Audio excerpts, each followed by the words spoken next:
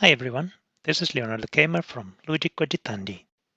In this video, I'm going to explain the rules of Marco Solo, a single-player game for Marco Polo II in the service of the Khan. In Marco Solo, you play against an automated player called Marvin. Both you and Marvin will travel through Asia in search of wealth and fame. The winner is the player who scores the most points at the end of 5 rounds. This game only requires components readily available in Marco Polo II in the service of the Khan. Proceed with the regular setup for a two-player game. Choose a color for you and another one for Marvin. Your setup is exactly as stated in the original rulebook. You are always the starting player. Therefore, randomly reveal 2 character tiles and choose one of them. The starting player for each round after the first one is determined by the travel action, as usual. For you, the human player, there's only one alteration of the original game rules. Given the overpowered abilities of Gantauga Odd, this character maintains his special power only when taking the travel action. In Marco Solo, Gantauga Odd must pay the full travel cost for movements originated from contract rewards, city card actions, and outpost bonus. Marvin's setup follows the rules from steps 1 to 5 of the player setup. Marvin skips step 6 because he does not take camels, resources, nor coins throughout the whole game. For step 7, he takes a single gold card and keeps it face down near his player board. That gold card will only be revealed at the end of the game during final scoring. Marvin skips all the other setup steps as he has his own special ability. He never needs to pay camels, resources, nor coins for his actions. After selecting one of the 3 gold cards that you received during the setup, return the other 2 cards to its deck. Shuffle all the remaining gold cards and form a face-down pile. Remember that both you and Marvin keep one of those cards during setup. Marvin uses his gold cards deck to determine his actions at every turn of the game.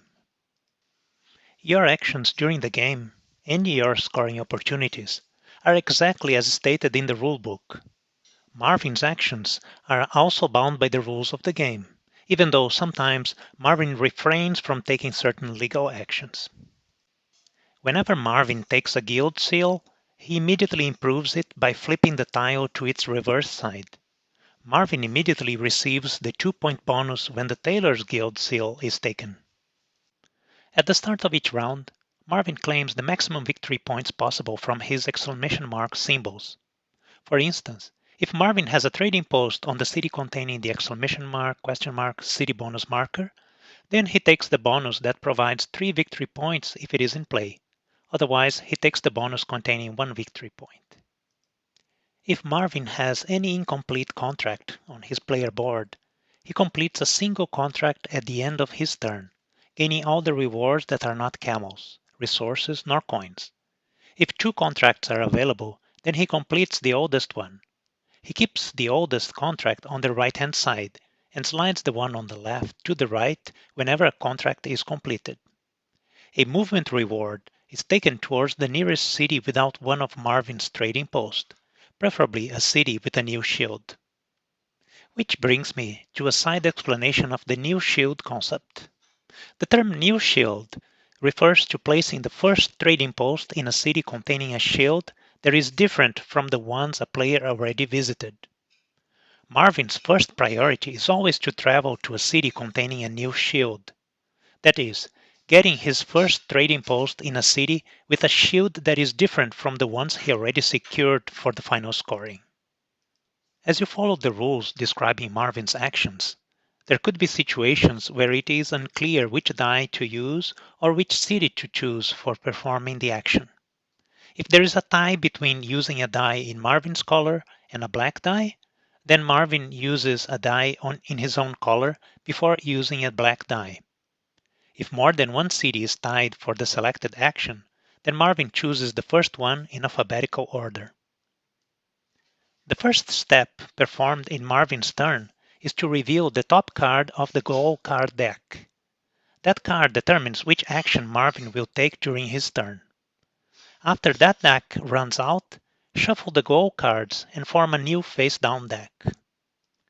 For most of the game, Marvin only takes a travel action if he can reach a city containing a new shield among those depicted on the revealed goal card.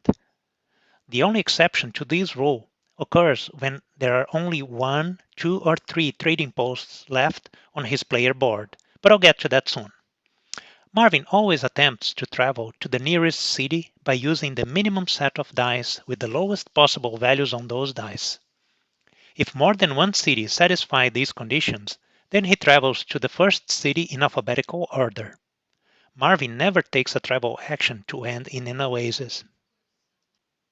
If there is a legal dice placement to activate the travel action, then Marvin moves his figure to the destination city and places one of his trading posts in that city. If Marvin was forced to use the upper action space that requires 3 dice, then he places the second trading post in the first city along the journey containing a new shield. If none of the cities along the journey contains a new shield, then he places the second trading post in the first city without one of his trading posts. If Marvin places a trading post in a city with a bonus marker, he immediately receives the victory points when those are provided. When Marvin places a trading post in a city with contracts, he takes one of the 2 contracts if he has space available on his player board. The contract he will take is the one that provides the most victory points. In case of ties, he takes the one with additional rewards that are not coins, resources, nor camels. If the tie persists, then he takes the contract on the left. Whenever Marvin is the first player to place a trading post in a city with an outpost bonus tile, he removes that tile from the city and possibly claims the bonus. The only bonuses that Marvin actually claims are the black die, the free contract, or the 1 space movement. Marvin takes the movement towards the nearest city without one of Marvin's trading posts, preferably with a new shield. If Marvin has only 3, 2, or 1 trading posts left on his player board, then he will make an extra effort to take the travel action and score the bonus 5 and 10 points. If a new shield among those on the goal card is not reachable, then he will attempt to reach a city with a new shield not shown on the card. Failing that, he will attempt to visit the nearest city without one of his trading posts. If a travel action is not performed, then Marvin attempts to claim a new guild seal. Marvin's priority is to claim the most expensive seal that he can afford among those depicted on the goal card. For the purpose of this action, the Farmer's Guild seal is assumed to be depicted on all goal cards. Marvin uses the lowest possible dice values to claim guild seals, but the lowest of the 2 dice must match exactly the value needed for the guild seal. Immediately after taking a guild seal, Marvin also takes a black die if one is still available.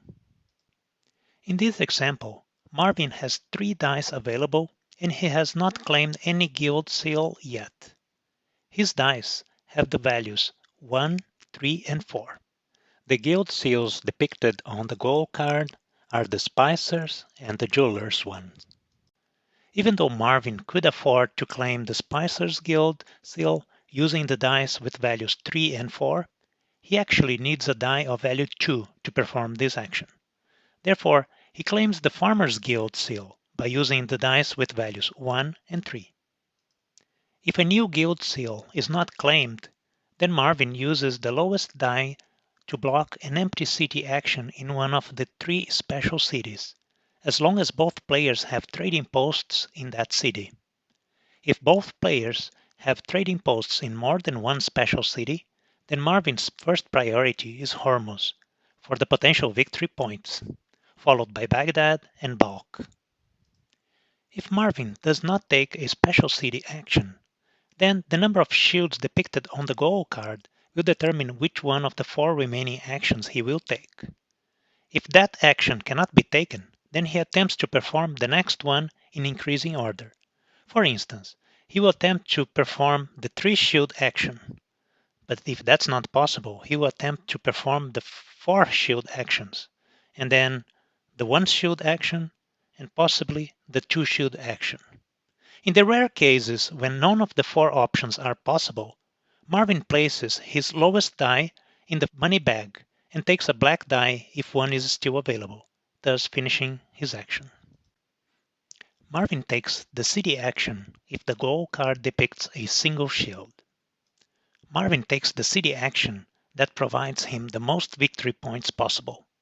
For any exchange of resources for victory points, the value of the die determines the number of exchanges, given that Marvin does not need to pay for those resources. If there is a tie for city action with the most victory points, then he prioritizes city actions currently available to both players. If a tie still persists, then he follows this order: left action on the action area, bottom of the board, right action of the action area, first city in alphabetical order, left action in Jaipur, right action in Jaipur. If the value of the die does not impact the number of victory points that Marvin will gain, then he uses the lowest possible die for the city action. Marvin takes the Khan's favor action if the goal card depicts two shields. Marvin uses the lowest possible die to fill in the next spot available in the Khan's favor action space, and then takes a black die if one is still available. Marvin takes a Book's action if the goal card depicts three shields. Marvin places a die on the highest empty space available, using the lowest die legally possible for the location. Marvin takes a black die if one is still available. Marvin takes the Contract's action if the goal card depicts four shields. Marvin only takes this action if the Contract's action space is empty. He has trading post in a city with contracts, and he has contract space available on his player board. Marvin uses his lowest die and claims one new contract. The contract he will take is the one that provides the most victory points. In case of ties, he takes the one with additional rewards that are not coins, resources, nor camels. If the tie persists, then he takes the contract from the first city in alphabetical order. If there are tied contracts in the same city, then he takes the contract on the left. The game ends after 5 rounds. Count the points according to the two-player rules. Do not award second place points for the most completed contracts. Marvin scores 0 points for coins and resources. Marvin reveals his face-down goal card and scores its bonuses according to the basic rules. Best of luck, and I hope you enjoy playing Marco Solo.